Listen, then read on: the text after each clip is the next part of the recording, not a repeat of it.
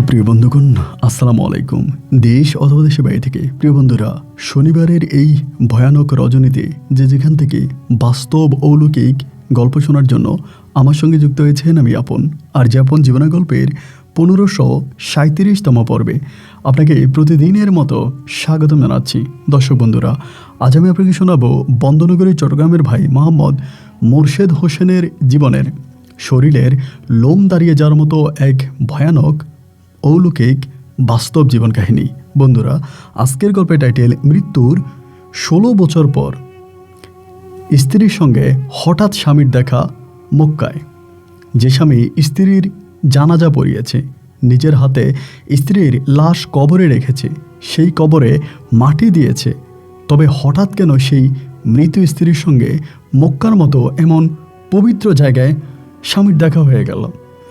এই গল্পটা চট্টগ্রামেরই এক চাঞ্চল্যকর ঘটনা। এটা হয়তো আপনারা অনেকেই এর আগে শুনেছেন, কিন্তু ভিতরের ঘটনাটা আপনারা অনেকেই জানেন না। আজকের এই গল্পের মাধ্যমে আমি চট্টগ্রামের ওই আলোচিত ঘটনার ভিতরের ঘুমরটা ফাঁস করব। আমরা অনেকেই জানি মানুষের মতো মানুষ দেখতে হয়। এটা কি আসলে মানুষের মতো কোনো মানুষ ছিল, নাকি স্ত্রীর আত্মায় কোনো না কোনোভাবে স্বামীর সঙ্গে নীরবে এসে সৌদির মক্কার পবিত্র জায়গায় দেখা করে গিয়েছিল? আশা করব শুরু থেকে শেষ পর্যন্ত চট্টগ্রামের ভাই মোরশেদ হোসেনের জীবনের এই অলৌকিক গল্পটা আপনার প্রত্যেকে আমার মুখে শুনবেন এবং গল্প শেষে ভাই মোরশেদ হোসেনকে ঠিক আপনার মতো করে একটা মন্তব্য কমেন্ট বক্সে লিখবেন। ধন্যবাদ সবাইকে। সুপ্রিয় বন্ধুগণ, আসসালামু আলাইকুম। আমার নাম মোহাম্মদ মোরশেদ হোসেন, আমার বাড়ি বন্দনগরী চট্টগ্রাম।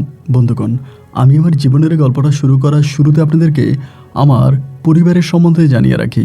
আমার পরিবারে আমি গেছি, আমার বাবা আছে, মা আছে, রয়েছে আমার কাকা কাকি সহ কাকাতো ভাই বোন, এছাড়া রয়েছে আমার দাদিমণি।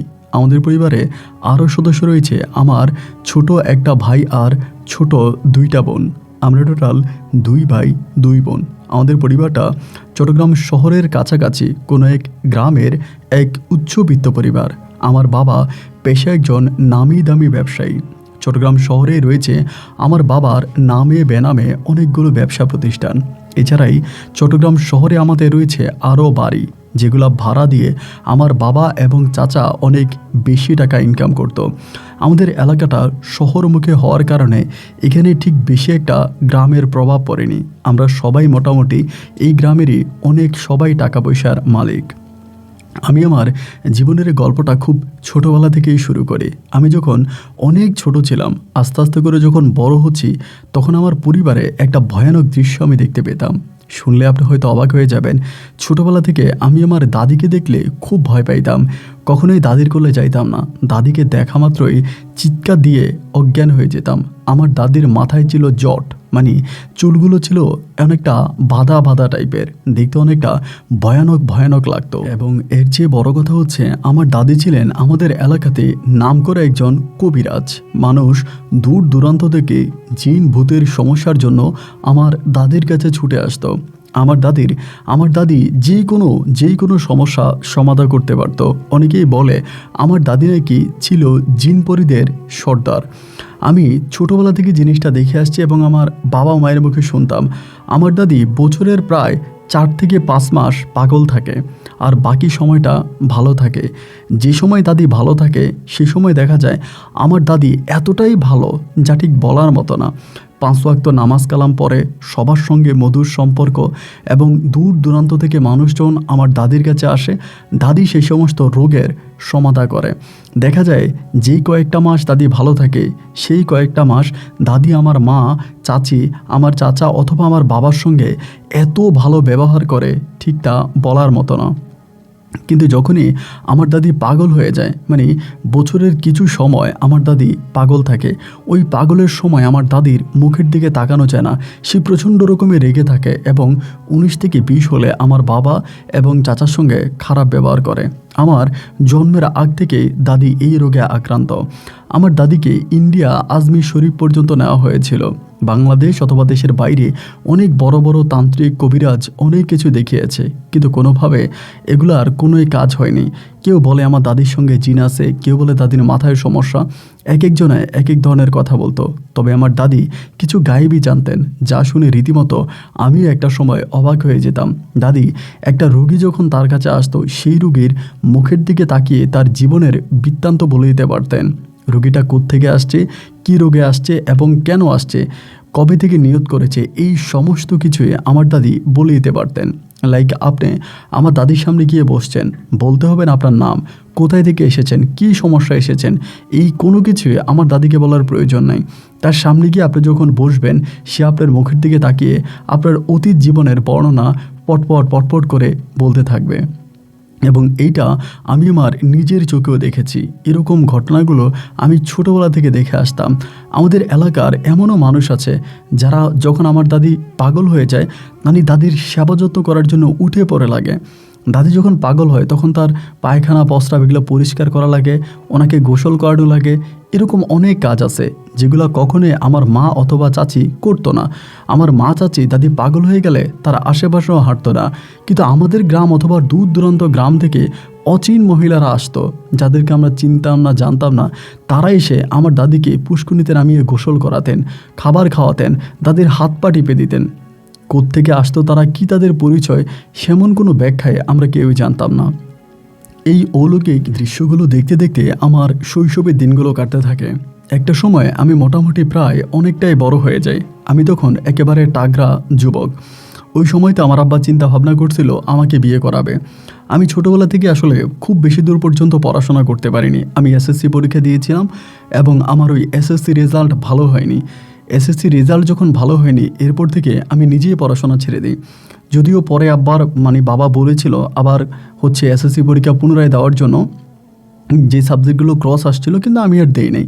এবং না দেওয়ার পরে যেহেতু আমার আব্বার ব্যবসা বাণিজ্য ছিল চট্টগ্রাম শহরে, আমি সেই ব্যবসা বাণিজ্যগুলো দেখাশোনা করতে শুরু করি। আব্বার ব্যবসায় গিয়ে বসি এবং সারাক্ষণ আব্বাকে সময় দিই।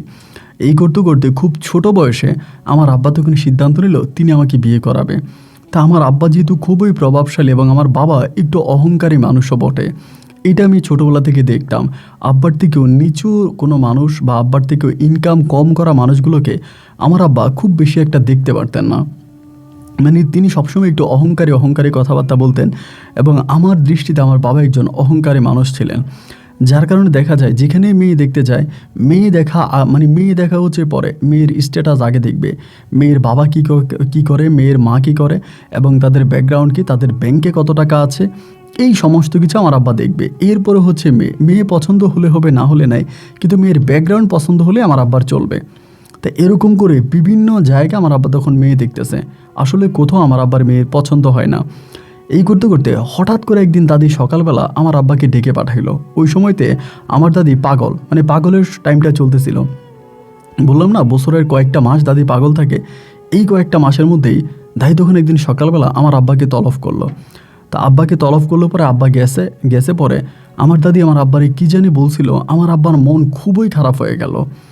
এত বেশি আব্বার মন খারাপ যা ঠিক বলার মতো না।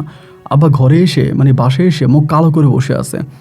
আমার আম্মা বলতেছে, কী হয়েছে, আপনি মুখ কালো করে বসে আছেন কেন? আমার আব্বা তখন বলতেছে, মুখ কালো করবো না কি করবো ঠিক বুঝতে পারতেছি না, মা এগুলো কী শুরু করছে। আমার আম্মা তখন বলতেছে, কেন, উনি আবার কী করলো? উনি তো ভালো। বলে আমার ডাইকে নিয়ে এক ঠিকানা দিয়ে দিছে আমার হাতে। উনি নিজের হাতে লিখে এক ঠিকানা পাঠাইছে এবং সেই ঠিকানায় নাকি অনেক ভালো একটা মেয়ে আছে। ওই মেয়েটাকে আমার ছেলে মোরশেদ হোসেনকে বিয়ে করাইতে বলতেছে। আমার মা তখন বলল, তাহলে তো ভালোই হয়। আমার বাবা তখন বলতেছে, ভালো হয় তুমি বলতেছো? আমার মায়ের কি মাথা ঠিক আছে? উনি কোনোদিনও তো ঘর থেকে বের হয় না, পাগল হোক আর ভালো হোক উনি ঘরেই থাকে। তাহলে কিভাবে উনি এত দূরের কক্সবাজারের একটা ঠিকানা আমাকে দিল? আমার আম্মা তখন আমার আব্বার হাত থেকে টান দিয়ে ওই চিড়িকোটটা নিল। চিটার মধ্যে আমার দাদি সেই ঠিকানা লিখে দিল। আমার আম্মা তখন ঠিকানাটা পড়লো, পরে আমার আব্বারে বলতেছে, ঠিকানা তো ঠিকই আছে, আপনি একটা কাজ করেন না, এই ঠিকানায় খোঁজ খবর নেন, আসলে এই ঠিকানায় কোনো মেয়ে আসছে কিনা। একটা বড় কথা কি, আমার আব্বা কিন্তু আমার দাদিকে খুব বেশি একটা মানতো না। এই যে দাদির সাথে অলৌকিকতা আছে বা দাদি অনেক কেরামতি জানতো, এইটা সবাই বিশ্বাস করলো, আমার বাবা এটা বিশ্বাস করতেন না। আমার বাবা সবসময় দাদির এগেনস্টেই ছিলেন, যদিও কাকা দাদির কথায় উঠতেন আর বসতেন। এজন্য আমার আব্বার থেকেও আমার দাদি আমার কাকার আয় উন্নতি আরও অনেক বেশি। যাই হোক, সবশেষ দেখা গেল যে আমার বাবা আর কোনোভাবে আমার ওই দাদির কথা শুনলেন না। দাদি যে ঠিকানা পাঠাইলেন, আমার মা বারবার বলতো তুমি সেই ঠিকানা অনুসারে যাও এবং দেখো যে ঠিকানায় আসলেই কোনো মেয়ে আছে কিনা, কোনো মেয়ের সন্ধান পাওয়া যায় কিনা, তুমি ঠিকানায় গিয়ে দেখো। আমার আব্বা দেখবে না দেখবে না দেখবে না। এবার সবশেষ আমার মা আমাকে ধরছে, একটা কাজ কর মোর্শেদ, তুই এই ঠিকানায় গিয়ে দেখ যে এই ঠিকানায় আসলেই কোনো মেয়ে আছে কিনা। তো আমি তখন আমার মায়েরে বলতেছি যে আমি যাব না, আমি যাবই না। আর বড় কথা হচ্ছে কি, আমার যে বয়স, এই বয়সে আমার বিয়ে করার কোনো ইচ্ছা নাই। আমি ফ্রেন্ডদের সাথে ঘুরবো ফিরবো, মজা মাস্তি করব, জীবনটাকে উপভোগ করব, আনন্দ করব, আমার এটাই তো হবে। কিন্তু এই সময় এসে আমাকে কেন বিয়ে করতে হবে? আমি বিয়ে করব না, এটা হচ্ছে আমার সাফ কথা, সোজা কথা। কিন্তু তারপরেও সবাই মিলে চাপ দিতেছে আমারে ওই বিয়ে করাই দিবে।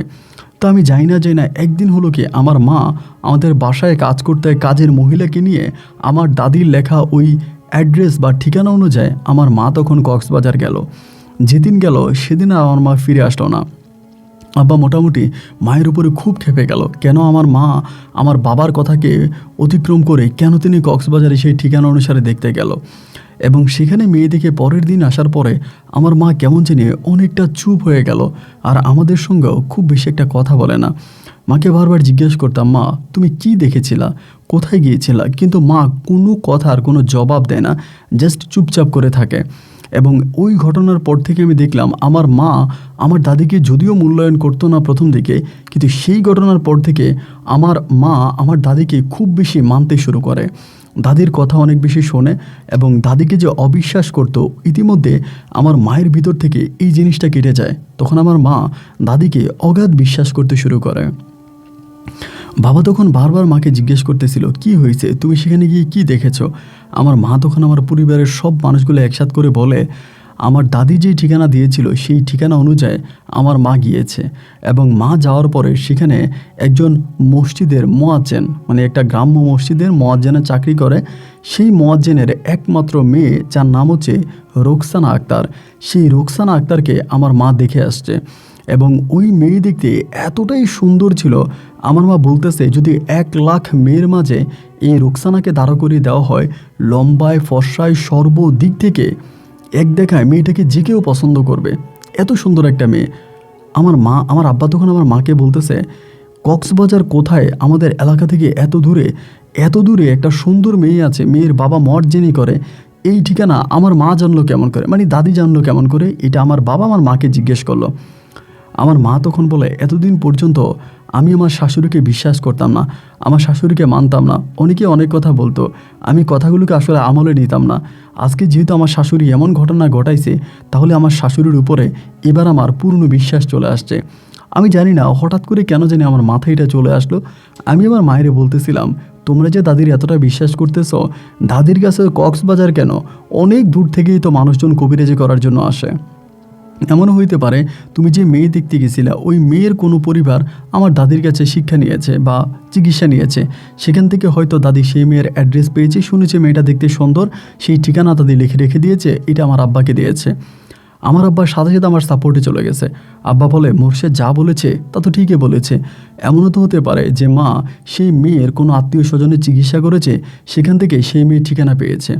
আমার আম্মা তখন বলতেছে, দেখো তোমার মা এখন পাগল। আমারে বলে, দেখ তোর দাদি এখন পাগল, সেই পাগল থাকা অবস্থায় কখনো কোনো দিন আমাদেরকে কোনো কাজের ফরমাইশ দেয় নাই, কখনো কোনো কাজ করতে বলে নাই। এবং সবসময় দেখা গেছে উনি পাগল থাকলে একটু চুপচাপে থাকতো, আমরা কোনো কথা বললে আমাদের সাথে খেপে যাইতো, রেগে যাইতো। কিন্তু সেই পাগল থাকা অবস্থায় কিভাবে তোর বাবাকে ডেকে এত দূরের কক্সবাজারের একটা ঠিকানা দিল, এটা কিন্তু আমার কাছে একটু অন্যরকমই মনে হচ্ছে। আমি চাই যে তুই এই মেয়েটাকে বিয়ে কর। আমার আব্বা তখন ডিরেক্টলি বলতেছে, এটা তুমি কি বলতেছো? একজন মুয়াজ্জিনের মেয়েকে আমি আমার ছেলেকে বিয়ে করব? আমার ছেলেকে বিয়ে করার জন্য কত ভালো ভালো ঘর আছে, কত ভালো ভালো পাত্র আছে, আমি সেখানে আমার ছেলেকে বিয়ে করাবো। আমি কেন এরকম একটা মুয়াজ্জিনের মেয়েকে আমার ছেলেকে বিয়ে করাবো? আমার মা তখন আমার আব্বাকে বলতেছে, আপনি এত ছোট করে কেন দেখতেছেন? সে মুয়াজ্জিনের চাকরি করতে পারে, হয়তো তার ব্যাকগ্রাউন্ড অনেক ভালো হতে পারে, তার টাকা পয়সা থাকতে পারে। আর টাকা পয়সা থাক বা না থাক, যদি মানুষ ভালো হয় তাহলে তো কোনো সমস্যা নাই।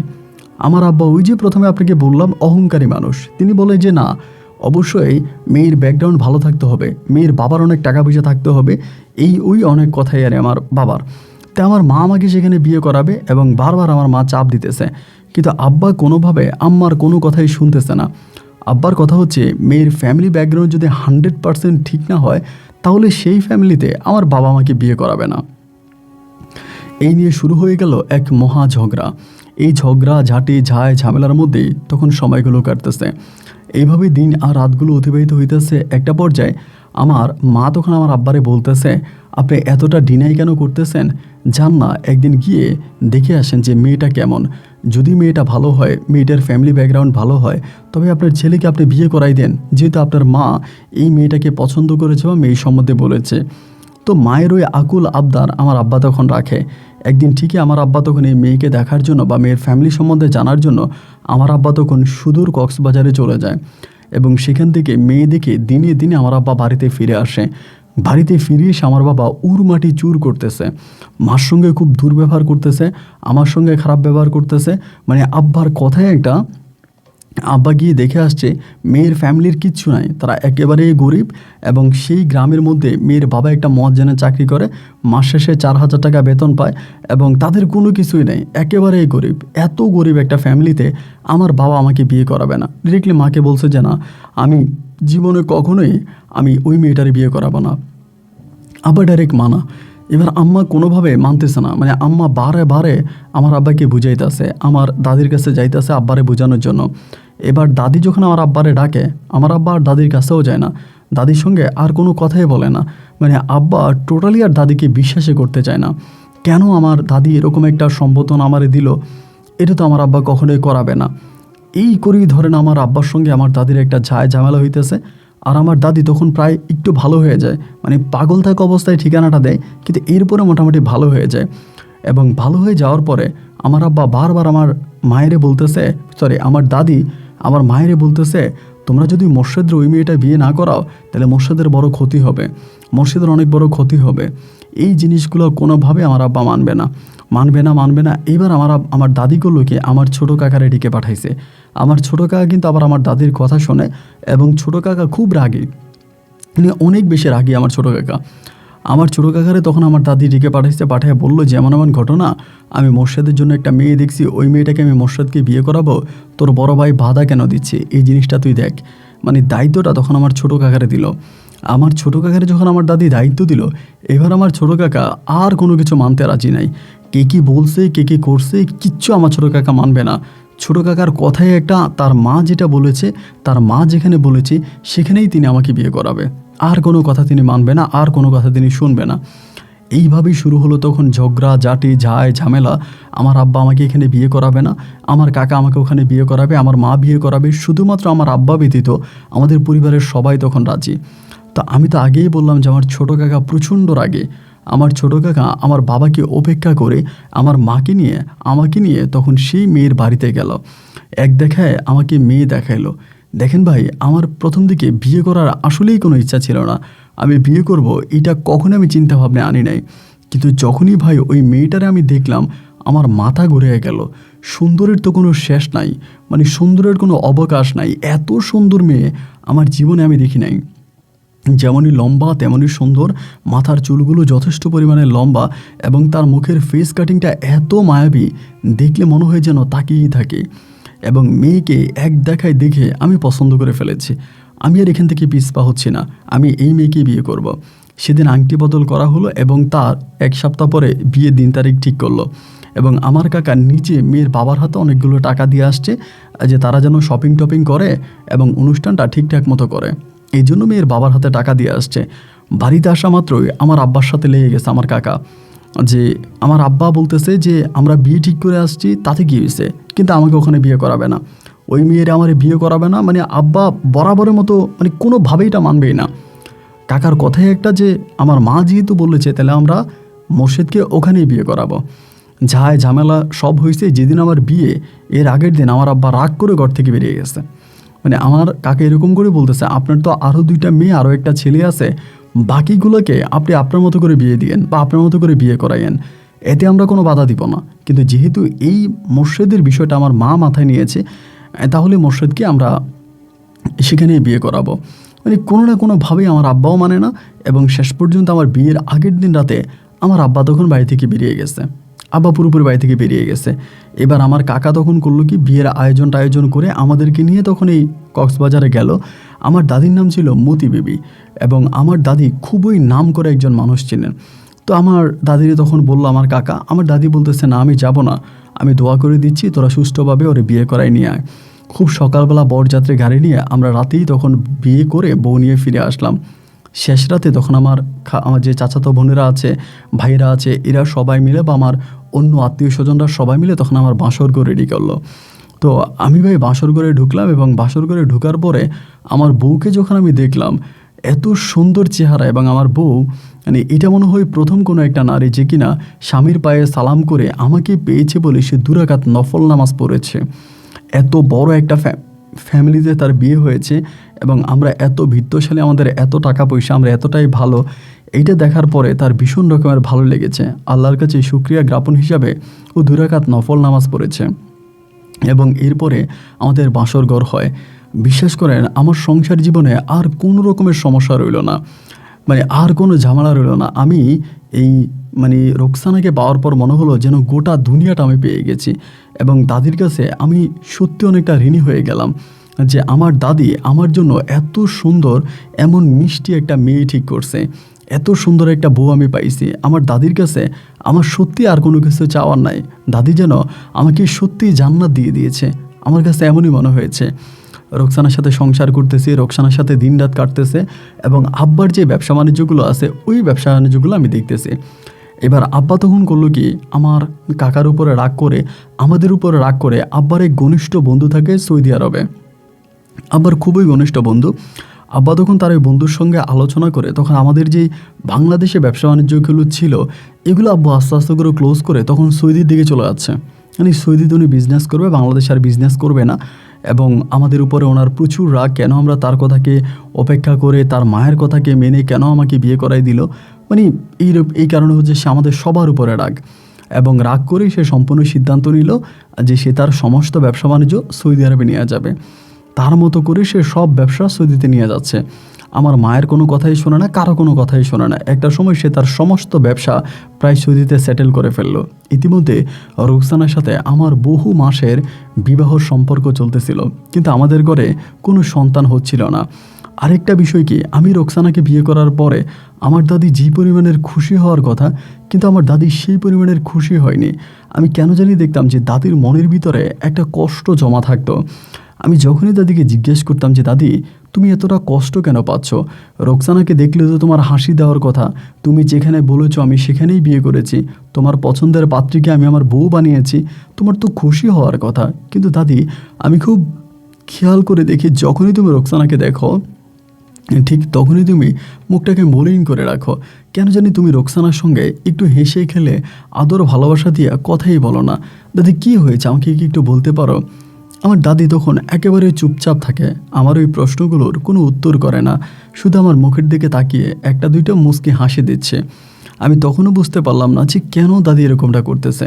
আর রোকসানার বিষয়টা কি ভাই, রোকসানা 5 ওয়াক্ত নামাজ পড়তো, রোজা থাকতো, এবং একটা মেয়ে সর্বোচ্চ ধর্মের দিক থেকে মানে যা করা দরকার, খুব সকালে ফজরের আজানের আগে ঘুম থেকে উঠে তাহাজ্জুদ পড়বে, ফজরের নামাজ পড়বে, এবং ফজরের নামাজ পড়ে সূর্য মামা উকি দেওয়ার আগ পর্যন্ত ও কোরআন তালাওয়াত করবে।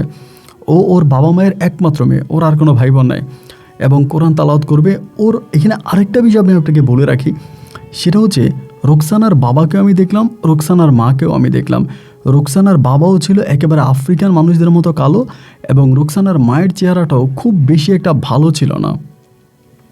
তো তাদের চেহারাটা এরকম ছিল, কিন্তু তাদের মেয়ের চেহারাটা কিভাবে এত সুন্দর হয়ে গেল, বা রোকসানার চেহারা কিভাবে এত সুন্দর, এটা যে তাদের মেয়ে এটা দেখলে কেউই বিশ্বাস করবে না, ইভেন আপনিও বিশ্বাস করবেন না যেটা তাদের সন্তান। তারপরও যাই হোক আমি বিয়ে করে আনছি, এবং আমার সংসার জীবন কাটতেছে। একদিন 2 দিন 3 দিন করে সময়গুলো কাটতেছে এবং রোকসানার প্রতি আমার আবেগ, প্রেম, ভালোবাসা দিনে দিনে বাড়তেছে। আমাদের মাঝে কিন্তু কোনো প্রবলেম নাই, আমরা একে অপরকে খুব বেশি ভালোবাসতেছি। এরকম করে করে প্রায় 9 মাস ধরে আমাদের সংসার জীবন কেটে গেল, কোনো সন্তান হচ্ছে না। তো আমি যদি রোকসানাকে প্রশ্ন করতাম যে রোকসানা, তোমার সন্তান কেন হচ্ছে না, ও আমাকে বারবার একটা কথা বলতো, তুমি কি সন্তান চাও না আমাকে চাও?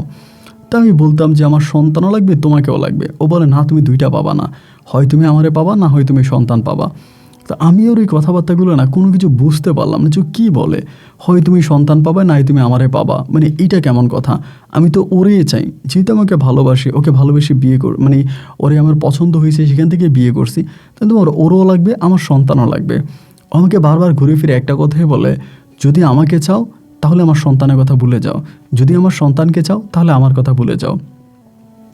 ওর এই আধ্যাত্মিক কথাবার্তাগুলো আমি কিছুই বুঝতে পারলাম না। এবং দাদিকে যখন বলি, দাদি আমার সন্তান কেন হয় না, দাদি বারবার বলে আল্লাহ দিবে সন্তান, আল্লাহ দিবে সন্তান। এরকম করে দিন রাতগুলো কাটতে কাটতে হঠাৎ করে একটা সময় দেখা গেল আমার দাদি সম্পূর্ণভাবে পাগল হয়ে গেল।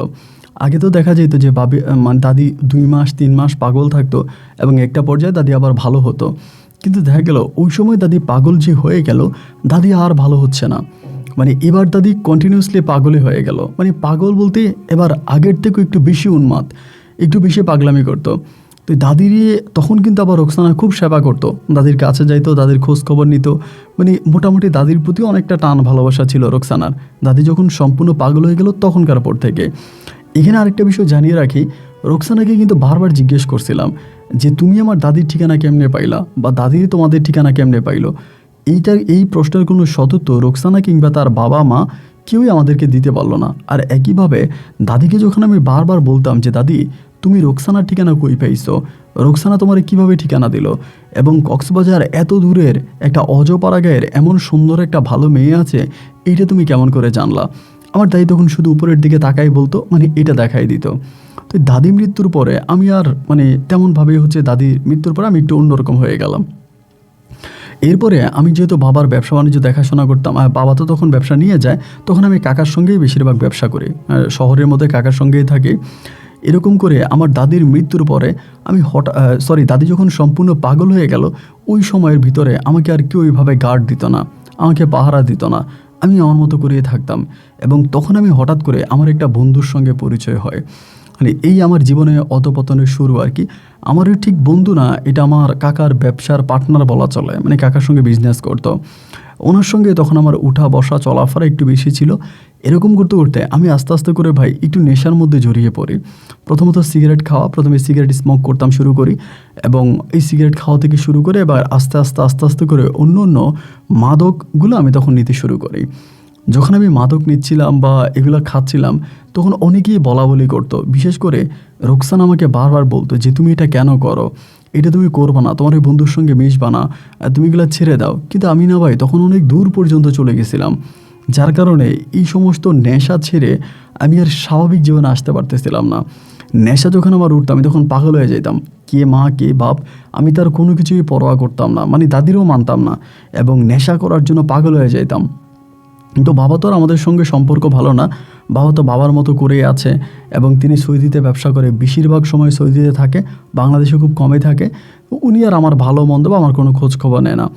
এরকম করতে করতে একটা পর্যায়ে রোকসানা আমাকে বলতেছে কি যে আমাকে বলে, আচ্ছা আমি যদি মরে যাই তাহলে কি তুমি খুব কষ্ট পাবা? আমাকে বারবার এগুলো বলতো।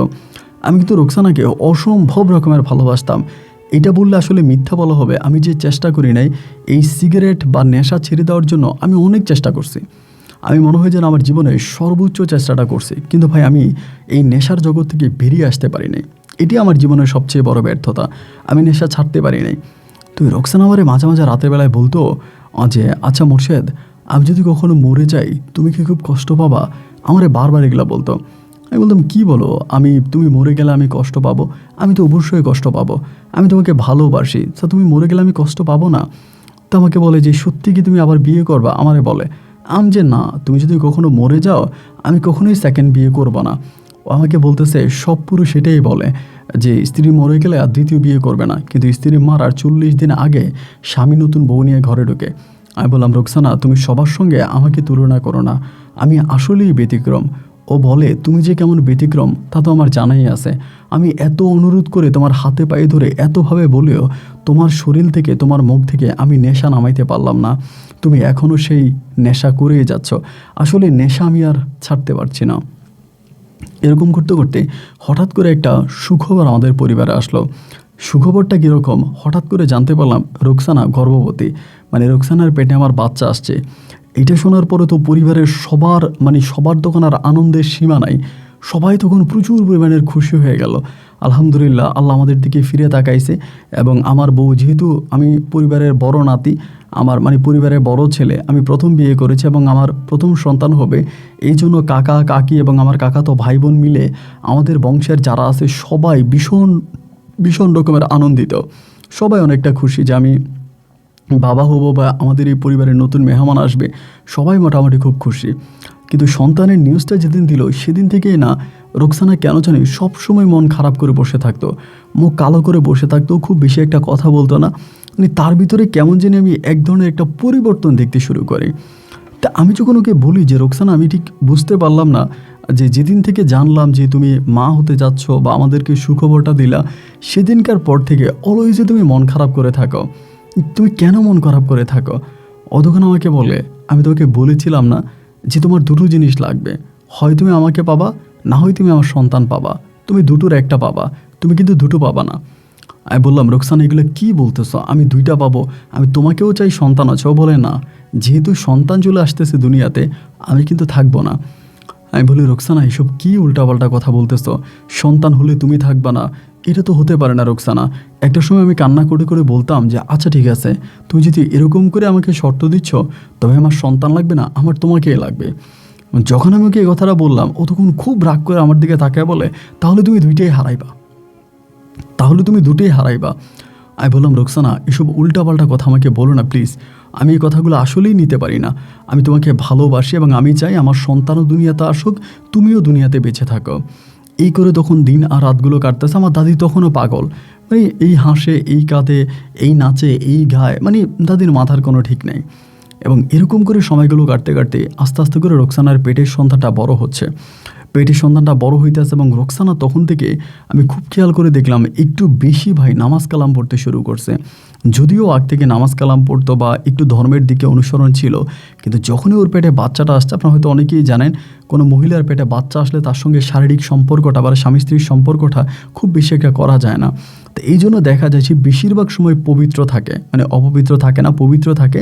এবং এই পবিত্র থাকা অবস্থায় ও দেখা যায় যে বেশিরভাগ সময় নামাজ কালাম পড়তো, অলওয়েজে মাথার কাছে কোরআন রাখতো, তাহাজ্জুদ পড়তো, আপনার নফল নামাজ পড়তো, প্রচুর পরিমাণে নামাজ প্রেমী হয়ে যায়। তো আমি তখন মনে করতেছিলাম যে ও হয়তো ভালো হয়ে যাচ্ছে, বা একটু অন্যরকমই চিন্তাভাবনা করতেছিলাম যে ঠিক হয়ে যাচ্ছে বা এরকম কিছু একটা। এমনভাবেই ধরেন আপনার দিন এবং রাতগুলো কাটতে কাটতে ও কেমন যেন একটু চুষকে যাচ্ছিল। ধরেন 100টা প্রশ্ন করলে আমাকে একটা রিপ্লাই করতো, এবং কোনো বিষয়ে জিজ্ঞেস করলে ও কেমন যেন একটু খেপে যাইতো। আমি আমার আগে রোকসানাকে আর ফিরে পাইতেছি না। ওর পেটের সন্তানের বয়সটা তখন প্রায় আনুমানিক 4 মাসের মতো হবে, 4 কি 5 মাস, নাকি আরেকটু বেশি হবে, ঠিক আমি ওই সময়টাতে শিওর না। ওই সময়টার ভিতরে একদিন শুক্রবার রাতের বেলায় ও সেদিন শুক্রবারের রাতে আমার পছন্দের কিছু খাবার ছিল, এগুলো জানতো, আমার পছন্দের খাবারগুলো রান্না করে, আমি পছন্দের খাবারগুলো খাই। এবং ওই দিন রাতেও আমার বলতেছে যে একটু আমার প্রতি যেন তার একটু অন্যরকম কেয়ারিং, অন্যরকম কথাবার্তা, অন্যরকম ভালোবাসা, একটু অন্যরকম ব্যবস্থা। তো এরপরে সে আমারে বলতেছে যে আমি যখন ও আমাকে বলো, আজকে তুমি এশার নামাজটা পড়ো। আমি বললাম যে না, আমি পড়বো না, আমি কিন্তু নামাজ কালাম পড়তাম না বললেই চলো, আমি পড়ি না। অ্যান্ড ও আমারে বলতেছে, তাহলে মসজিদে যদি না যাও তাহলে চলো আজকে আমরা একসঙ্গে এশার নামাজটা পড়ি। তো খুব জোরাজোরি করলো, করে আমার উঁচু করে না, ও আমার সঙ্গে দাঁড়িয়ে এশার নামাজ নিজেও পড়লো, আমিও পড়লাম। এবং এশার নামাজটা আদায় করার পরে ও আমার পেটে হাত দিয়ে বলতেছে যে আমার পেটে হাত দাও, এরকম করে আমি হাত দিলাম, দেওয়ার পরে বলে যে বলো তো ছেলে হবে না মেয়ে হবে। তা আমি কিন্তু ওর বাচ্চাটা হওয়ার পরে কখনো আলট্রাসাউন্ড করে না, অনেকে আলট্রা করায় বা অনেকভাবে বাচ্চার জানতে পারে। তা আমি কিন্তু এগুলো কোনো কিছুই করি নাই। আমি ওর পেটে হাত দিলাম, হাত দেওয়ার পরে ও আমারে বলে বলো তো ছেলে হবে না মেয়ে হবে। আমি বললাম আল্লাহ যা দেয় তাতে আমি খুশি, ছেলে হলেও খুশি, তা মেয়ে হলেও খুশি। ও আমাকে বলে তারপরেও তোমার চাওয়াটা কি? তা আমার আসলে কি, আমি না একটু মেয়ে পাগল ছিলাম আর কি। যে মেয়ে বাচ্চা আমার কাছে ভালো লাগতো, মেয়ে বাচ্চা জামা কাপড় বা আমার কাছে একটু মেয়ে বাচ্চা ভালো লাগতো। তা আমি এই জন্য বলি ছেলে দিলেও খুশি, মেয়ে দিলেও খুশি, তবে যদি আল্লাহ মেয়ে দেয় একটু বেশি খুশি। এটা বলার পরে ও তখন মুখটা কালো করে ফেলে, এই সঙ্গে সঙ্গে মুখটা কালো করে ফেলে। তো শুক্রবার রাতের ঘটনা, আমি বললাম যে মুখ কালো করলা কেন? ও বলতেছে যে না কিছু না। এই 1 মিনিট পর আবার একটা হাসি দেয়। এই 1 মিনিট ও মনে হয় যেন বিড়বিড় করে কারোর সঙ্গে কথা বলছিল, ওর ঠোঁটগুলো এরকম নড়তেছিল, মনে হয় যেন বিড়বিড় করে কারোর সঙ্গে কথা বলছিল। 1 মিনিট পরেই আমাকে বলতেছে যে তোমার কথাই ঠিক, আমাদের মেয়ে হবে। তাই আমি বললাম তুমি মুখ কালো করছিলা কেন? ও বলে যদিও আল্লাহ আমাকে ছেড়ে দিয়েছিল, কিন্তু তোমার কথায় আল্লাহ খুশি হয়ে তাকে মেয়ে বানাই দিছে, এমন করেই বলে। আমি কি বলো রোকসানা এগুলো তুমি? আল্লাহ খুশি হয়ে সঙ্গে সঙ্গে একটা ছেলেকে একটা মেয়ে বানাই ফেলতে পারে, এটা কেমন কথা? আমারে বলে হ্যাঁ, আল্লাহ খুশি হয়ে একটা ছেলের দাগে একটা মেয়ে দিয়ে দিছে, কেন তুমি খুশি না? আমি বললাম হ্যাঁ খুশি। তো এই করতে করতে আমি তখন বললাম যে আমার তো ভালো লাগতেছে না, আমি শুয়ে যাব। তো আমারে বলতেছে যে শুয়ে যাবো? আমি বললাম হ্যাঁ শুয়ে যাব। তো এরপরেও বলতেছে কি যে আমার তো শরীরটা ভালো লাগতেছে না। আমি বললাম তাহলে একটা কাজ করো, তুমি খাটে এসে আসো। ও কিন্তু বেশিরভাগ সময় রাতের বেলায় ওই নামাজের বিছনায় ঘুমাইতো, মানে তাহাজ্জুদ পড়তো, ফজর পড়তো এবং নফল নামাজ পড়তো, এরপরে নামাজের বিছনার মধ্যে মাঝে মাঝে শুয়ে যাইতো। তো আমি তখন তারে বললাম যে রোকসানা তুমি কি, যেহেতু আজকে শরীরটা খারাপ লাগতেছে, একটা কাজ করো উপরে চলে আসো, ঘাটে এসে আমার সঙ্গে ঘুমাও। ও তখন বলে যে আচ্ছা ঠিক আছে তুমি শুয়ে যাও, আমি শুয়ে যাব, এটা বলতেছে। তো আমার তো ভাই একটু নেশার টক উঠছে, আমি নেশা করব। তো নেশা করবো, আজকে তো আমাকে বেরোতে দিবে না, এই জন্য আমি তখন করলাম কি একটা পাতলা কাঁথা মুখের উপর দিয়েই আমি তখন নেশা শুরু করলাম। তো নেশাগুলো করতেছি কিছুক্ষণ পরেই না আমি আমার কানের মধ্যে কান্নার শব্দ পাচ্ছিলাম, মনে যেন কেউ কান্না করতেছে, এরকম একটা শব্দ পাইলাম। পাওয়ার পরে হঠাৎ করে এই কাঁথাটা মুখ থেকে সরালাম, সরাই দেখি ও বসে বসে কান্না করতেছে। তো যেহেতু আমি ঘরের মধ্যে নেশা করছি, ও মনে হয় বুঝতে পারছে যে আমি নেশা করতেছি এবং এই জন্যই মনে হয় ও কান্না করতেছে। আমি তখন তারে গিয়ে বললাম যে রোকসানা কান্না করতেছো কেন? ও আমার বলে তুই আমাকেও হারাবি, তোর সন্তানকেও হারাবি। এগুলো ওই দিনই প্রথম আমাকে একটু মানে এতটা রেগে কথা বলে। এতদিন কিন্তু কখনোই এরকম রাগ করে নাই বা কখনোই তুই করে কথা বলে নাই, এই প্রথম আমার সঙ্গে তুই করে ব্যবহার করে। তো রাগ হয়ে গেলে আমি তখন ঘর থেকে বেরিয়ে গেছি। ওর যে এরকম তুই করে কথা বলছে, রাগ হয়ে গেছি, রাগ হয়ে বাসা থেকে বেরিয়ে গেছি। বাসা থেকে বেরিয়ে যাওয়ার সময় আম্মা আমারে বলতেছে তুই কই যাস? আমার একটা কাজ আছে, আসতেছি। এটা বলে রাত 2টো বা 2:30 এরকমভাবে বাইরে ছিলাম। বাইরে বলতে আমার এক ফ্রেন্ড আছে, ফ্রেন্ডের সঙ্গে ছিলাম শহরের মধ্যে। 2:30 থেকে 3টার দিকে তখন মোটরসাইকেল নিয়ে বাড়িতে আসছে। বাড়িতে আসার পরে আম্মা তখন গেট খুলে দিল, মেন গেট। ভিতরে ঢুকলাম, ঢুকে দেখে আমার রুমও লক করে দিছে, মানে ভিতর থেকে লক করে দিছে। তাই আমি ভাবলাম হয়তো আমার সাথে ঝগড়া করে লক করে দিছে, রাতের বেলায় নাড়াচাড়া না দিই। আমি তখন কী করলাম, ওই যে আমাদের ড্রয়িং রুমের পাশে একটা রুম আছে, গেস্ট রুম, মেহমানদের রুম, ওই মেহমানদের রুমে শুয়ে পড়ছে। মেহমানদের রুমে শুয়ে পড়লাম এবং সকাল হয়ে গেছে, আপনার প্রায় 7টা কি 7:30 মতো বেজে গেছে। আমি তো এমনি একটু লেট করে উঠি, ওই দিন তা একটু তাড়াতাড়ি উঠে গেছি যেহেতু নতুন একটা জায়গায় ঘুমাইছি। তো উঠে যাওয়ার পরে আমার মা তখন আমারে বলতেছে যে, আমারে বলে যে মোর্শেদ কী হয়েছে দেখ তো, তুই কই ঘুমাইছিস? আমারে বলে। আমি বললাম যে আমি তো গেস্ট রুমে ঘুমাইছি। আম্মা বলে তো গেস্ট রুমে ঘুমাইলে আমি তোর দরজা এতক্ষণ ধাক্কাইলাম, রোকসানা দরজা খুললো না কেন? আমি বললাম রোকসানা দরজা খুলে নাই, কেন খুলে নাই? আমার মা বলে আমি তো জানি না, আমি ওর দরজা অনেকবার ধাক্কাইলাম কিন্তু তোর দরজা খুললো না। এবার আমি নিচে গেলাম, নিচে গিয়ে ওর দরজা ধাক্কাইতে আসি, ডাকতেছে রোকসানা, ও রোকসানা দরজা খোলো না, ও দরজাই খুলতেছে না। অনেকগুলো ডাক দিলাম, ও তখন গেট খুলতেছে না। গেটটা খোলার পরে আমার ভিতর তখন ভয় ঢুকে গেছে, যে আমি তখন আম্মারে বলতেছি যে আম্মা ও তো গেট খুলতেছে না, আমার তো ভয় লাগতেছে। এটা বলা মাত্রই আম্মা তখন বলতেছে তুই যেভাবে গেট ধাক্কাইলি, ও যদি জীবিত থাকতো তাহলে অবশ্যই গেট খুলতো। এটা যখন আম্মা বলে আমি তখন আরও ভয় পেয়ে গেছি। মুহূর্তের মধ্যে আমার আম্মা তখন কী করলো, খবর দিল, ওই যারা গেট ভাঙে এরকম লোক খবর দিল আমাদের এলাকায় আছে, এরা তখন আসছে তালা ভাঙে বা গেট ভাঙে, এরা তখন আমাদের দরজাটা ভাঙলো। দরজাটা ভাঙে যখন ভিতরে ঢুকলো, ভিতরে ঢোকার পর দেখলাম একটা বালিশ মাথার নিচে এবং আরেকটা বালিশ ও বুকের কাছে দিয়ে চাপ দিয়ে এক কাত হয়ে, মানে বাম কাত হয়ে শুয়ে আছে। তো আমি তখন তার গিয়ে ডাক দিলাম, 2টা ডাক দেওয়ার পর আমি বুঝে গেছি যে ও মরে একেবারে শক্ত হয়ে আছে। কখন মারা গেছে তার কোনো ঠিক নেই, কিন্তু একেবারে হাত পাগুলো শক্ত হয়ে আছে। আমি তখন একটা চিৎকার দিলাম, মানে খুব ভালোবাসতাম ওরে, অনেক ভালোবাসতাম। একটা খুব জোরে চিৎকার দিলাম এবং চিৎকারের সঙ্গে সঙ্গে আমার মা এবং আমাদের বাসায় যারা অন্য ছিল, আমার কাকা বা কাকি, কাকা তো ভাই বোন মোটামুটি আমরা তো একই সঙ্গে থাকতাম, সবাই তখন দৌড়ে আসছে। কিন্তু আমার দাদি তখন পর্যন্ত আসে নাই, এবং কান্নাকাটি শুরু করে দিলাম। ওর পেটে যেহেতু বাচ্চা আছে, তো আমরা এবার ডাক্তার খবর দিলাম যে বাচ্চাটার কী অবস্থা। তো যেহেতু মানে অনেক কম বয়স ছিল বাচ্চাটার, তো সেখানে ডাক্তার এসে বলতেছে যে যেহেতু বাচ্চার বয়স কম, নর্মালি বাচ্চাটা মারা গেছে। মা মারা গেলে এত কম বয়সী বাচ্চা বাঁচে না, পেটে বাচ্চাটা মারা গেছে, এত কম বয়সী হয় না। তো এরপরে সবাই মিলে তখন মানে প্রচণ্ড রকমের একটা কান্নাকাটির একটা পড়ে গেল যে ওর আসলে এইভাবে মৃত্যুটা আমি সত্যিই বুঝতে পারি না। আমার কাছে কেন জানি মনে হয় শুধুমাত্র আমার নেশায় আমার জীবন থেকে আমার সমস্ত সুখগুলো কেড়ে নিয়েছে। তা না হলে যদি আমি নেশা না করতাম, আমি রোকসানাকে হারাইতাম না। অবশ্যই নেশা করার কারণে আমি রোকসানাকে হারাইছি, এটা আমার কাছে তখন মনে হলো। এবার বড় কথা হচ্ছে কি, দাদি ঘর থেকে বেরোইতো না। দাদি যেহেতু পাগল, আমরা বেশিরভাগ দাদিকে ঘরে আটকায় রাখতাম। কিন্তু রোকসানা মৃত্যুর পরে আমি যখন গেট খুলে দিছি, দাদি যাতে ঘর থেকে বেরোয় বা রোকসানার কাছে আসে, কিন্তু দাদি ওই দিন আর ঘর থেকে বেরোয় না। ঘরের মধ্যে অনেক চুপচাপ হয়ে গেছে। মানে রোকসানা মারা যাওয়ার বেশ কয়েকদিন আগ থেকে দাদি মোটামুটি অনেকটাই চুপচাপ, কোনো প্রশ্ন করলে উত্তর দেয় না। মানে কেমন যেন একটু অন্যরকম, মানে কথাবার্তা একটু কম কম বলতো, এটা বুঝতে পারছে।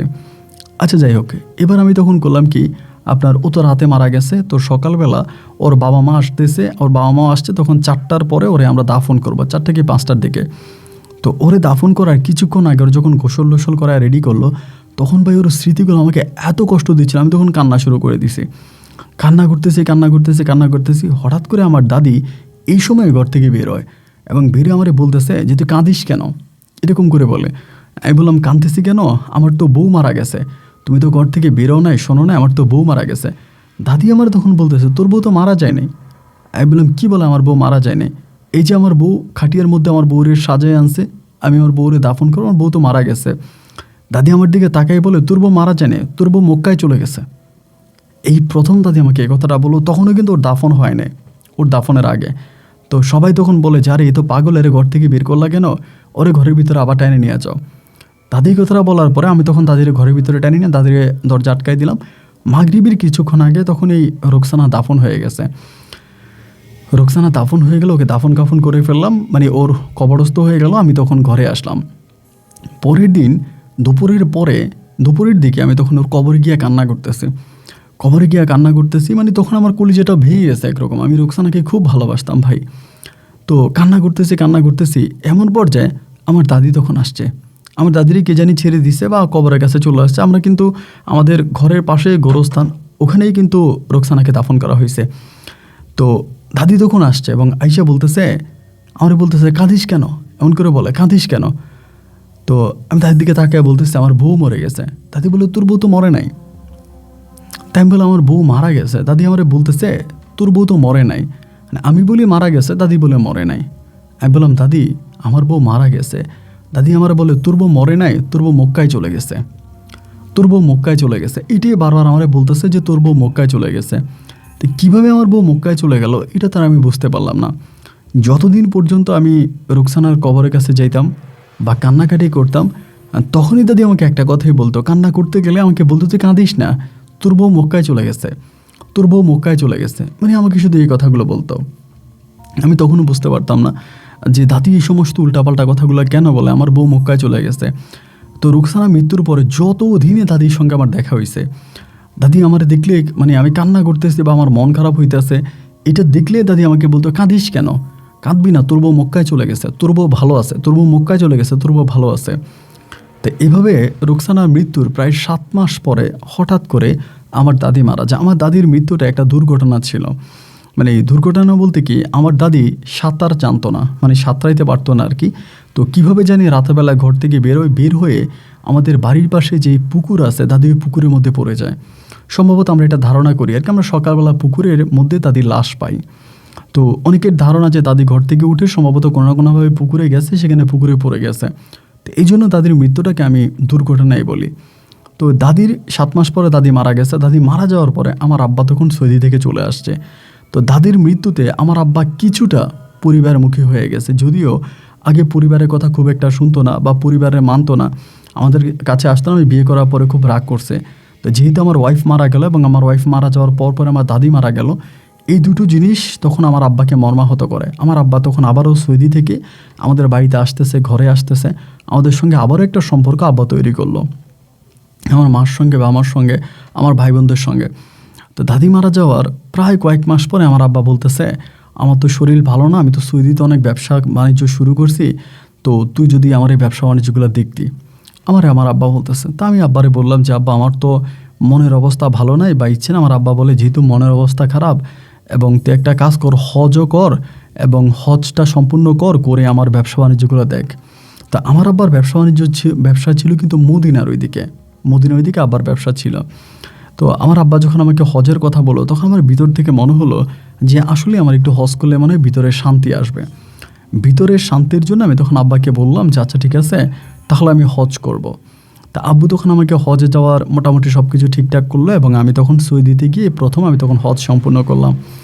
মক্কা মদিনা ঘুরলাম, হজ করলাম। হজ করে আমি তখন আব্বার এই মদিনা শরীফের ওইদিকে আমার আব্বার দোকান ছিল, আব্বার ওই দোকানে আমি তখন বসতাম। আব্বা তখন আমার ওই দোকানের বিশাল লাগাইয়া দেয়, ওই আব্বুর দোকানে বিশাল লাগায়। আব্বুর এক বন্ধু আছে, ওই বন্ধু সহ তখন ব্যবসাটা দেখাশোনা করতাম। তো এরকম করে মদিনা ওইদিকে ব্যবসা বাণিজ্য করতেছি। এভাবে অনেক দিন কেটে গেছে। অনেক দিন কেটে যাওয়ার পরে আপনার ইয়ের আগে মানে রমজানের আগে একটা মানে আরবিদের একটা অনুষ্ঠান ছিল, একটা ধর্মীয় অনুষ্ঠান ছিল। ওই অনুষ্ঠানে আমাকে তখন মক্কার ওখানে দাওয়াত দেওয়া হয়েছে এবং বাঙালি পরিবার থেকে দাওয়াত দেওয়া হয়েছে। এটা হচ্ছে আমি সৌদিতে চলে যাওয়ার কয়েক বছর পরের কথা আপনাকে বলতেছি, বেশ কয়েক বছর পরের কথা বলতেছি। তো মক্কার ওখানে আমাকে দাওয়াত দেওয়া হয়েছে পরে আমি তখন ওই মক্কার ওখানে দাওয়াতে গেছি। তো একটা বাসার মধ্যে গেছি, একটা মানে বাসার মধ্যে যাওয়ার পরে রাত্র ওখানে মানে আপনার 11টা কি 11:30টার মতো বাজে। যেহেতু বাঙালি একটা বাসা, উনি অনেক বড় লোক, ওনার বাড়িও চিটংয়ে, ওনার বাসায় দাওয়াত দিছে। তো দাওয়াত খাওয়ার পরে ওনার যে বিল্ডিং পাশের ফ্ল্যাটের ভিতরে অনেক গুংরানো শব্দ শোনা যাচ্ছে। অনেক গুংরানো, মনে হয় যেন একটা মানুষকে বেঁধে রাখলে যেরকম একটা শব্দ, এরকম গুংরানো একটা শব্দ শোনা যাচ্ছে। এই লোকের সঙ্গে আমার পরিচয় কিন্তু সৌদিতে যাওয়ার পরে, আমার আব্বুর সঙ্গেও পরিচয়, আমার সঙ্গে উনি ব্যক্তিগতভাবে আমাকে চিনে সৌদিতে যাওয়ার পরে, এর আগে আমাকে চিনত না। তো ওনার তখন হচ্ছে ওনার নাম ছিল ইব্রাহিম। তো ওনার ওইখানে আমি তখন এই ইব্রাহিম আঙ্কেলের বাসায়, তো ওই সময় আমি তখন এই গুংরানো শব্দটা পাচ্ছি পাশের রুম থেকে। তো আমি তখন আঙ্কেলকে বললাম যে আঙ্কেল, এখানে গুংরানো শব্দ আসতেছে পাশের রুম থেকে, এটা কিসের শব্দ? উনি আমাকে বলে যে এটা ওখানে একটা তোমার ফ্যামিলি আছে, একটা পাকিস্তানি ফ্যামিলি আছে, পাকিস্তানে একটা বউ আছে, ওই বউটা পাগল, এই পাগলের বোবা তো কথা বলতে পারে না, এরকম ঘুংরায় আমারে বলতেছে। তো ওনার বাসায় আবার ওনার বাচ্চারা আছে মোটামুটি বড় হয়েছে। এরা সবাই বলতেছে মহিলাটা অনেক সুন্দর কিন্তু পাগল, আমারে বলতেছে। তো আমি তখন আর এই কথাগুলো শুনলাম, শুনে বলুন বলতেছে তুমি রাতে থাকো, তুমি সকালে যাও, এই কথা আমার আঙ্কেল বলতেছে, মানে ইব্রাহিম আঙ্কেল বলতেছে। তো আমি চিন্তা করলাম যেহেতু রাতও হয়ে গেছে, না যাই তাহলে রাতটা থেকে যায়। আঙ্কেলের বাসায় রাতের বেলায় থাকছি। ওনার ফ্ল্যাটের মানে উনি যে বিল্ডিংয়ে থাকে সেই বিল্ডিং ওনার ফ্ল্যাটের পশ্চিম দিকের একটা রুমে আমি তখন রাত যাপন করি। তো রাত যাপন করার পরে যত রাতে আমার ঘুম আসে নাই তত রাত পর্যন্ত সেই পাশের ফ্ল্যাট থেকে আমি সেই গুংরানো শব্দটা পাচ্ছিলাম, একটা মানুষের আত্মনাদ বা গুংরানো শব্দটা পাচ্ছিলাম। এই শব্দটা পেতে আমি একটা সময় ঘুমিয়ে গেলাম। আমি যখনই ঘুমিয়ে গেলাম তখনই ভাই এই রোকসানার মৃত্যুর পরে আমি কখনোই রোকসানাকে স্বপ্নে দেখি নাই। এই সেদিন আমি হঠাৎ করে ওকে স্বপ্নে দেখলাম, ও স্বপ্নদৃষ্ট হয়েছে, স্বপ্নে আসছে এবং এসে আমাকে খুব মারতেছে। স্বপ্নে এসে আমাকে প্রচুর মারতেছে, মানে অনেক মারতেছে। তো ওর সঙ্গে তো আমার মারামারির সম্পর্ক ছিল, আমাদের স্বামী স্ত্রীর খুব ভালো সম্পর্ক ছিল। আমারে মারতেছে এরকম মারতেছে। আমি তখন মানে সারাটা রাত ঘুমাইতে পারি নাই। সকালে উঠছি খুব ভোরে, ওইটা আমি ওখানকে তো নামাজ পড়তাম, মানে সৌদিতে যাওয়ার পর নামাজ কালাম পড়ি, ফজরটা পড়লাম, ঘরের মধ্যে ফজর পড়ছি। ফজর পড়ার পরে এই মহিলাটা তখন গুংরায় মানে সারাটা রাত গুংরাইছে, সকালেও গুংরাইতে আছে। তো সকালবেলা আমি তখন আঙ্কেলে বললাম, আঙ্কেল আমি যেহেতু কোনোদিনও রোকসানাকে স্বপ্নে দেখি নাই, এই প্রথম দেখলাম। তো আমার ভিতর তখনও একটু কেমন জানি লাগলাম যে আঙ্কেল এই মহিলাটা সারা রাত কান্না করলো, পাকিস্তান আর বাঙালির মাঝে তো একটা ভালো সম্পর্কই আছে, তো আমি কি মহিলাটাকে একটু দেখতে পারি? আন্টি বলে হ্যাঁ দেখতে পারো, সমস্যা নাই, মহিলাটা তো পাগল, আর তুমি চাইলে দেখতে পারো। তাই আমি বললাম যে ঠিক আছে আন্টি, তাহলে মহিলাটা একটু দেখবো। আপন ভাই আপনি বিশ্বাস করবেন না, যখনই আমার আন্টি আমার ঘরে এই মহিলাটার কাছে নিল, আমি মহিলাটার দিকে তাকিয়ে একটা চিৎকার দিয়ে দিলাম, একটা খুব জোরে চিৎকার দিলাম, আল্লাহু বলে একটা চিৎকার দিলাম। চিৎকার দেওয়ার সঙ্গে সঙ্গে আন্টি বলতেছে কী হয়েছে মোর্শেদ, কী হয়েছে? বললাম আন্টি তো আমার বউ, এটা আমার বউ রোকসানা। তখন আমার হঠাৎ মাথায় আসছে যে রোকসানা মারা যাওয়ার পরে দাদি বারবার বলছিল যে তুই কাঁদিস কেন, তুই কাঁদিস কেন, তোর বউ তো মক্কায় চলে গেছে, আর আমি যেই আঙ্কেলের বাসাটা মানে ইব্রাহিম আঙ্কেলের বাসাটা এটাও মক্কাতে। আমি তখন একটা চিৎকার দিছি, চিৎকার দিয়ে দৌড়ে আঙ্কেলের কাছে এসে বলছে আঙ্কেল এটা তো আমার বউ। আঙ্কেল বলে কী বল, এটা তোমার বউ, এটা ওনার ওয়াইফ, উনি এখানে নিয়ে আসছে এবং আসার পর উনি পাগল হয়েছে, মানে মহিলাটা পাগল হয়েছে। পরে আমি বললাম না আঙ্কেল এটা আমার বউ, মানে আমি চিৎকার করতেছে। পাকিস্তানি তখন আমার দিকে তাকায় আছে, ওর তো আমার আর বাংলা ভাষা বুঝতেছে না যে আমরা কী বলতেছি। তো পাকিস্তানি তখন আঙ্কেলে বলতেছে কী বলে, আঙ্কেল তখন আর ওই পাকিস্তানি বুঝায় নেয়, আমার এটা এনে ফ্ল্যাটে নিয়ে আসছে। এবং ফ্ল্যাটে আনার পর আঙ্কেল বলতেছে কি মানে এগুলো কী শুরু করছো মোর্শেদ। আমি বললাম আঙ্কেল আপনি কেন বিশ্বাস করতেছেন না যেটা আমার বউ, আপনি যারে দেখছেন সে আমার বিবাহিতা স্ত্রী আঙ্কেল, আপনি বিশ্বাস করেন এটা আমার বউ। না আঙ্কেল তখন বিশ্বাস করে না। বিশ্বাস না করার পরে ইমিডিয়েটলি আমি তখন বাংলাদেশ থেকে ছবি আনি, আমাদের যে ছবিগুলো আছে আমাদের বিবাহের ছবি বা অন্যান্য ছবি, এই ছবিগুলো আনি এবং আনার পরে আঙ্কেলকে যখন ছবিগুলো দেখাই আঙ্কেলের চোখ তখন কপালে উঠে যায়। আঙ্কেল তখন বলে এগুলো কি, এটি কীভাবে সম্ভব। আমি বললাম আঙ্কেল দেখেন মানে একেবারে হুবাহুব চেহারা। শুধুমাত্র আমার কাছে যেটা মনে হলো যে আমার ওয়াইফ রোকসানা একটু খাটো ছিল আর উনি সম্ভবত একটু লম্বা, আমার ওয়াইফ একটু খাটো ছিল, এইটুকুই। তবে অবিকল চেহারা, একদম চেহারা। আমি তখন চিৎকার চেঁচামেচি করতেছি, কাটাকাটি করতেছে। আঙ্কেল তখন বলতেছে, আঙ্কেলের ওয়াইফ তখন বলতেছে আমরা তো যতদিন ধরে এই ফ্ল্যাটে আসছি ততদিন ধরে মহিলাটাকে পাগলই দেখছি, এবং আদৌ কি মহিলাটাকে ওনার বউ নাকি মহিলাটাকে উনি কোত্থেকে নিয়ে আসছে, যেহেতু তোমার বউয়ের মতো লাগতেছে। তো এদিক দিয়ে আমার আব্বা আমার আঙ্কেলটা বুঝাইতেছে, বলতেছে যে আপনার মোর্শেদ পাগল হয়ে গেছে, ওর উল্টাপাল্টা বললেন না, ওর বউয়েরও নিজে জানাজা পড়ছে, নিজে মাটি দিছে, হয়তো ওর বউয়ের মতো চেহারা। কিন্তু আমার ভিতরে মনে হচ্ছে যে মোটেও এটা আমার বউয়ের মতো চেহারা না, এটা আমার বউ। মানে এইটা যে আমার বউয়ের মতো চেহারা না, আমি তা 100% শিওর যে না এটা আমার বউয়ের মতো চেহারা, এটা আমার বউ। ইব্রাহিম আঙ্কেল বলতেছে যে মোর্শেদ তুমি ঠান্ডা হও। আমি তারপরেও থানায় গিয়ে কমপ্লেন করছি, মানে আঙ্কেলকে নিয়ে আমি থানায় গিয়ে কমপ্লেন করছি এটা আমার বউ, এবং আমার বউকে যে কোনোভাবে হোক পাকিস্তানি লুকাই নিয়ে আসছে বা কিডন্যাপ করছে। এবং থানা থেকে তখন এই ভেরিফাই করা হয়, যেহেতু আমি সৌদিতে এস্টাবলিশড বিজনেস ছিল আমাদের, তখন এটাকে ভেরিফাই করা হয়। এবং ভেরিফাই করার পরে যেটা হয় সেটা হচ্ছে যে না ঠিকই ওই মহিলার পাসপোর্ট আছে, সে একই পাসপোর্টে পাকিস্তান থেকে আসছে এবং সে এখানে আসার পরে পাগল হয়েছে। তো এভাবে আমার বউয়ের চেহারার মতো চেহারা কিভাবে হয়, আর মানুষের মতো মানুষ হতেই পারে, স্বাভাবিক কথা। কিন্তু আমার দাদি কিভাবে বলল যে তোর বউ মরে নাই, তোর বউ সৌদিতে আছে, তোর বউ মক্কাতে আছে, এই কথা আমার দাদি কিভাবে বলল। আমি যখন এই দুটো সাইডের মিলাইতে পারতেছিলাম না, মানে এই সাইড মিলে না ওই সাইডও মিলে না। তখন আমার মাথার মধ্যে বারবার আসতেছি এইটা কি হইলো, আমি এটা কি দেখলাম, মানে আল্লাহ এটা আমার কী দেখাইলো, আল্লাহ আমি এটা কী দেখলাম, আমি বারবার এটাই বলতেছি যে আল্লাহ আমি এটা কী দেখলাম, মানে এগুলোই বারবার বলতেছি। তো এর ভিতরে আমি ধরুন পুরো পাগল হয়ে গেছি। পরে আমার আব্বা করছে কি আমার আম্মাকে সহ নিয়ে আসছে এই ঘটনার পরে, এবং আম্মাকে সহ আনার পরে আম্মা সহ দেখে আম্মা বলতেছে যে হ্যাঁ দেখতে অনেকটাই আমাদের রোকসানার মতো, এবং রোকসানার মতো অনেকেই বলতেছে। এবং লাস্ট পর্যন্ত রোকসানার বাবা মাকে পর্যন্ত সৌদিতে আনা হয়, আনিয়ে রোকসানার বাবা মাকে পর্যন্ত দেখানো হয় যে হ্যাঁ একেবারে মানে রোকসানার মতোই চেহারা। রোকসানা আব্বা আম্মা দেখেই কান্না শুরু করে দেয়, মানে কান্নাকাটি করতে শুরু করে। তো এই গেল এই ঘটনা। এবং এটা হওয়ার পরে তো পুরোপুরিভাবে পরিবারের যারা আছে বা এই মুহূর্তে যারা এখানে ছিল তারা সবাই তখন শিওর হয়ে গেল যে মানুষের মতো মানুষ দেখতে হয়, হয়তো রোকসানার চেহারার সঙ্গে এই মেয়েটার চেহারার মিল আছে, হোক না পাকিস্তানি, তাতে কি হয়তো এরকম মানুষের মতো মানুষ হয়েছে। এবার আঙ্কেলের সঙ্গে এখানে পাকিস্তানে অনেক ঝামেলা হয়ে যায় এই ঘটনাগুলোর পরে। আঙ্কেল তখন ওখান থেকে বাসা ছেড়ে দেয়, এই জায়গা থেকে বাসা ছেড়ে, মানে ইব্রাহিম আঙ্কেল তখন অন্য জায়গায় বাসা নেয়, মক্কার মধ্যে অন্য জায়গায় বাসা নেয়। আমি তখন অলওয়েজ আঙ্কেলের বাসায় থাকতাম এবং সারাক্ষণই এই পাকিস্তানের বিল্ডিংয়ের আশেপাশে ঘুরপাক খাইতাম রোকসানার দেখার জন্য। পাকিস্তানি তারা আমাকে দেখাবে না, সে পুলিশে অভিযোগ করে অনেক ঝামেলা করে।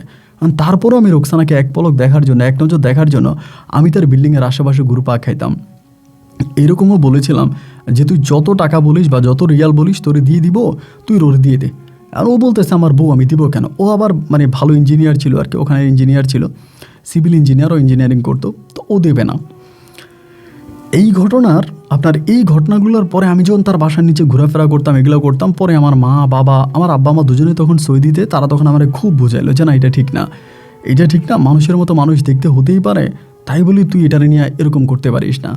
আমি যখন দাদির উক্তিটা উঠাইতাম যে দাদি কীভাবে বলছে, তখন আমার আম্মা বলতো তোর দাদি বলতেই পারে, যেহেতু তোর দাদি অনেক উল্টাপাল্টা কথা বলতো, হয়তো এটা বলে ফেলছে, আব্বু এটা হয়তো বলে ফেলছে। এখন দাদি কীভাবে বললো এটার কোনো ব্যাখ্যা মূলত আমার আব্বা আম্মা কেউই দিতে পারে না। তার জন্য দাদা বলে যে দাদি উল্টাপাল্টা বলছো, হয়তো মিলে গেছে। আমার মাথার মধ্যে তখন আসতো কি ভাই, যে দাদি সৌদির কথা স্পেসিফিক কেন বললো, আর সৌদির কথাই বললে মক্কার কথা কেন বললো?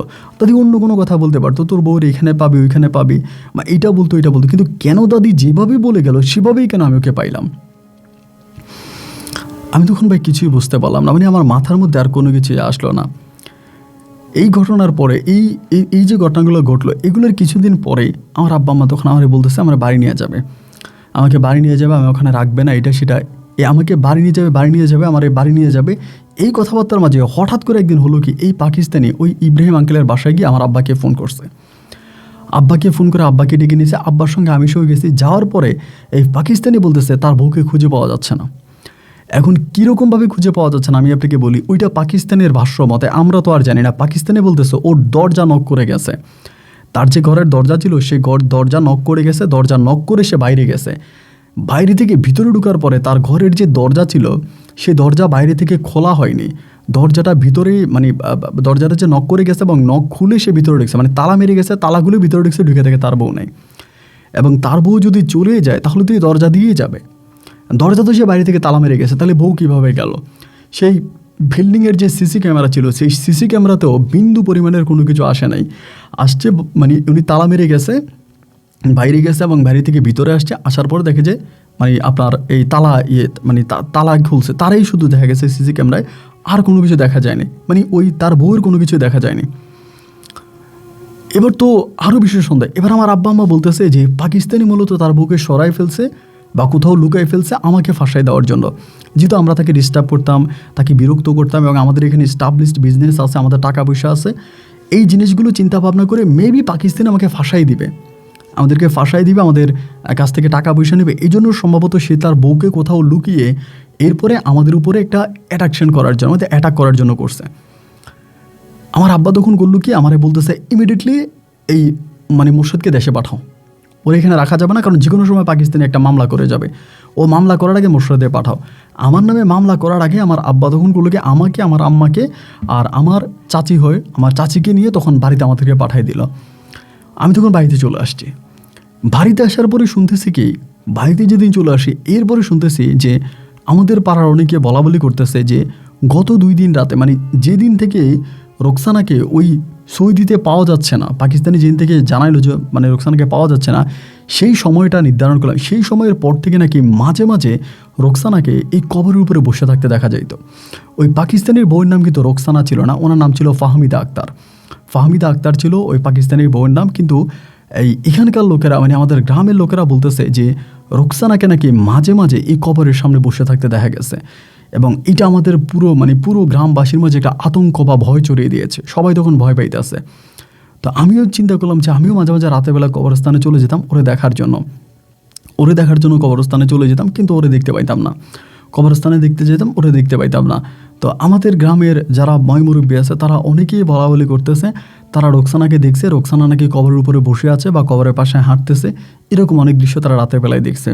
তো সবাই তখন বলা বলি করে যে অনেক সময় কবরস্থানে যদি কবরস্থান একটু অপবিত্র থাকে বা কিছু একটা হয়, তাহলে সেখানে জিন জাতিরা ঘোরাফেরা করে, হয়তো যে লাশ মারা গেছে বা যিনি মারা গেছে ওনার শুরু ধরেই কোনো জিন হয়তো কবরস্থানে ঘোরাফেরা করে, এবং এটাই হয়তো হতে পারে। এটাই তখন আমি মেনে নিয়েছিলাম, এবং এই মেনে নেওয়ার পরে আমি সৌদি থেকে আসার আপনার প্রায় 6 থেকে 7 মাস পরের ঘটনা। এই 6-7 মাসে কিন্তু অনেকেই বলছে, আমাদের গ্রামের বা আমাদের আশেপাশে এলাকার অনেকেই বলছে তারা রোকসানাকে গভীর রাতে এই কবরের উপরে বসে থাকতে দেখছে বা কবরস্থানের আশেপাশে হাঁটতে দেখছে, এবং অনেকেই বলা বলি করে আমার দাদিও নাকি তার সঙ্গে ছিল, তার সঙ্গে হাঁটাহাঁটি করতেছিল। তো আমি ঠিক বুঝতে পারছি না যে আসলে ওরা এগুলো কোন মর্মে বা কীভাবে বলছে। তা আমার মানে সৌদিতে আসার 7 থেকে 8 মাস পরে আমাদের বাড়ির পাশে যে পুকুর আছে, একদিন মাগরিবের সময় আমার আম্মা কিন্তু আবার এই পুকুরে বসি পাইতো, মানে এই পুকুরের মধ্যে বসি পাইতো। তো মাগরিবের সময় হলো কি আমার আম্মা পুকুরে বসি পাইতেছে মাগরিবের হয়তো কিছুক্ষণ আগে। এমন সময় আমার আম্মা হঠাৎ করে দেখলো যে তার পিছনে একটা মেয়ে দাঁড়ায় আছে, যার বয়স আনুমানিক তো 4-5 বছর হবে এরকম, বা আরও কম, বা 3-4 বছর এরকম হবে, মানে হাঁটতে পারে এরকম একটা মেয়ে। মেয়েটার গায়ে ময়লা পোশাক, মানে চিরাটেরা পোশাক। আম্মা দেখে দিয়েছে চিৎকার দিয়ে বলতে, স্যার এই মেয়ে কোত্থেকে আসছে, আমাদের গেট দিয়ে ভিতরে ঢুকে গেছে। আম্মা মেয়েরে জিজ্ঞেস করতেছে, মেয়ে হাসতেছে, আমার আম্মা দিকে তাকায় তাকায় হাসতেছে। তো হাসতেছে দেখে আমার আম্মা দিছে চিৎকার, পরে চাচি, আমার চাচা, মোটামুটি আমাদের বাসায় যারা ছিল সবাই তখন বেরিয়ে আসছে। আয়সা বলতেছে কী হয়েছে কী হয়েছে, তখন এই মেয়ে কোত্থেকে আসছে। তখন এই আমাদের পুরো বাড়িতে তখন আলোচনা শুরু হয়ে গেছে যে এই পাগল মেয়ে কোত্থেকে আসলো, হঠাৎ করে কীভাবে আসলো। এরপর আমাদের বাড়ির মধ্যে সবাই বলা বলি করতেছে, মানে আমাদের আশেপাশে বাড়িতে যারা আছে এরা বলা বলি করতেছে এই মেয়েটাকে নাকি একটা মহিলা ভিক্ষা করার জন্য নিয়ে আসছিল। মানে একজন মহিলা নাকি দুপুরের দিকে প্রায় প্রতিটা বাড়িতেই ভিক্ষা করছে এই মেয়েটাকে নিয়ে, এই ছোটো মেয়েটাকে নিয়ে প্রতিটা বাড়িতে ভিক্ষা করছে, এবং ভিক্ষা করে করে করে করে করে করে এই মেয়েটাকে তখন হচ্ছে নিয়ে আসছে।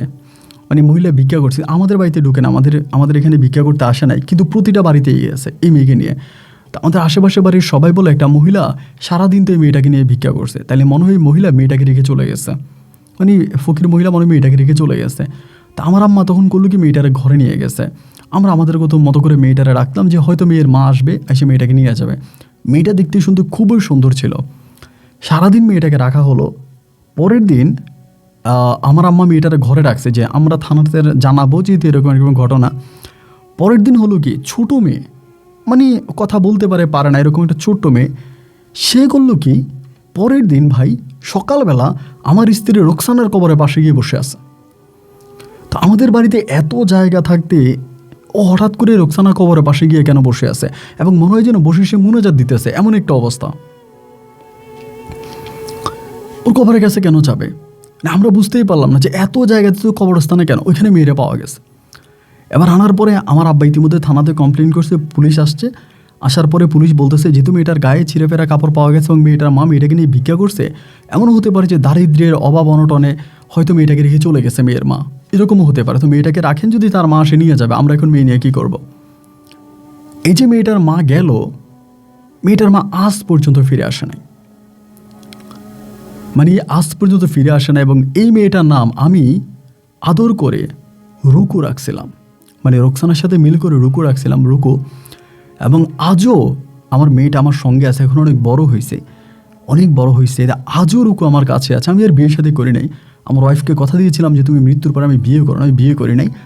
তো রুকু আজও আমার কাছে আছে এবং অনেক বড় হয়েছে। এই যে আমি আপনাকে গল্পগুলো লিখতেছি, তখনও আমার পাশে বসে আছে, ও হাসতেছে, ও দেখতেছে। তা আমার মেয়ে এখন অনেক বড় হয়ে গেছে। তো এখন আমার প্রশ্ন হলো যে এই রুকু হঠাৎ করে আমাদের জীবনে কোত্থেকে আসলো, এবং রোকসানা যে বলল যে তার পেটের মধ্যে একটা ছেলে হয়েছে, আমাকে বললো যে একটা ছেলে হয়েছে। আমি হাত দেওয়ার পরে আমি যখন বললাম আমার মেয়ে পছন্দ, ও বললো তোমার এটা মেয়ে হয়ে গেছে। এবং একটা সময় বলছে যে তুমি কি আমাকে চাও না আমার মেয়েকে চাও, যদি আমার মেয়েকে চাও আমাকে হারাবা, মানে আমার সন্তান চাইলে আমাকে হারাবা, তাহলে আমি তো সন্তান পাইলাম। আর সবচেয়ে বড় কথা হলো এই মেয়েটা পরের দিন সকালবেলা কেনই বা মানে রোকসানা কবরের কাছে গিয়ে বসে থাকবে, এবং আমার দাদি কেনই বা মৃত্যুর আগে বারবার বলে যাবে যে তোর বউ মক্কাতে আছে, তোর বউ মরে নাই। আর মক্কাতেই কেন আমি অভিজ্ঞ রোকসানার মতো একটা মেয়েকে দেখতে পেলাম, এবং হঠাৎ করে এই পাকিস্তানের ভাষ্যমতে রোকসানা কোথায় হওয়া হয়ে গেল। যদিও পাকিস্তানের কথা অনেকেই বিশ্বাস করে, অনেকেই করে না। এখন অনেকে বলতেছে পাকিস্তানে আমাকে ফাঁসানোর জন্য এটা মিথ্যা একটা নাটক করছে, আগেই সে তার বউকে এখান থেকে সরাই নিয়ে গেছে। আমি জানি না ভাই, আমার জীবনের এই হিসাব নিকাশ আমি আজও মেলাতে পারি নাই। আজও গভীর রাতে আমি রোকসানার কবরের কাছে গিয়ে বসে থাকি, এখনও চিন্তা করি আমার জীবনে কি হলো, এর কোনো ব্যাখ্যা আমি মিলাতেই পারলাম না। আজ প্রায় মধ্য বয়সে বা শেষের বয়সে এসে দাঁড়িয়েছি। পরিবার আর বিয়ে করাতে পারিনি, বিয়ে শাদী করিনি। ছোটো ভাই বোন যারা আছে সবাই বিয়ে শাদী হয়েছে, সবার বাচ্চা কাচ্চা হয়েছে, কিন্তু আমি এখনও সেই রুকুকে নিয়ে আছি। আমার রুকু কোরআনে হাফেজ হয়েছে এবং আজও আমাকে অনেক ভালোবাসে। তো আমার জীবনের গল্পগুলো আপনাকে লিখলাম, আমি আপনার গল্পগুলো শুনি, আমার ভালো লাগে, সেখান থেকে আপনাকে জানাইলাম। আপনি চাইলে আমার গল্পটা রেকর্ড করতে পারেন, আমি আমার পুরো ঠিকানা আপনাকে দিলাম। এবং এইটা আলোচিত একটা ঘটনা, চট্টগ্রামের হয়তো অনেকে এটা জানে, বা এর আগেও আমি অনেকগুলো অনুষ্ঠানে আমার এই গল্পটা আমি বলেছিলাম। যদি আমার গল্পটা রেকর্ড করেন আমি খুশি হব। ভালো থাকবেন, আসসালামু আলাইকুম। প্রিয় বন্ধুগণ, সবাইকে অনেক বেশি ধন্যবাদ এই পর্যন্ত আমার সঙ্গে থেকে চট্টগ্রামের ভাই মোহাম্মদ মোরশেদ হোসেনের জীবনের এই অলৌকিক ভয়ানক বাস্তব গল্পটা শোনার জন্য। এটা কি কোনো ভৌতিক গল্প আমি বলবোই না, আসলে এটা কোনো ভৌতিক গল্প না, কিন্তু এই গল্পের মাঝে যা হয়েছে তার ব্যাখ্যা কি, এর কোনো ব্যাখ্যা আমার কাছে নাই। এর ব্যাখ্যা একটাই, এর উত্তর একটাই, পৃথিবীতে এমন কিছু ঘটে যার ব্যাখ্যা করা, যা বিশ্লেষণ করা আমাদের পক্ষে সম্ভব নয়। আমরা আমাদের খালি চোখে জীবন দিয়ে জীবন দিলেও যেমন করে বাতাসকে দেখতে পাবো না, আর খালি চোখে আমরা জীবন দিয়েও যেমন করে বাতাসকে দেখতে পাবো না, ঠিক তেমনি আমাদের জীবনে এমন কিছু ঘটে যার কোনো উত্তর আমরা আমাদের জীবন দিলেও খুঁজে পাবো না। এটাই হচ্ছে সেরকম একটা ঘটনা। যাই হোক, এই গল্প আপনার কাছে কেমন লেগেছে, গল্প নিয়ে ব্যক্তিগত কোনো মতামত থাকলে কমেন্ট বক্সে লিখবেন। প্রিয় বন্ধুরা, আপনাদের সামনে আবারও দেখা হবে নতুন দিন নতুন কোনো গল্প। এ পর্যন্ত সবাই ভালো থাকবেন আর সুস্থ থাকবেন। আল্লাহ হাফেজ এন্ড আসসালামু আলাইকুম।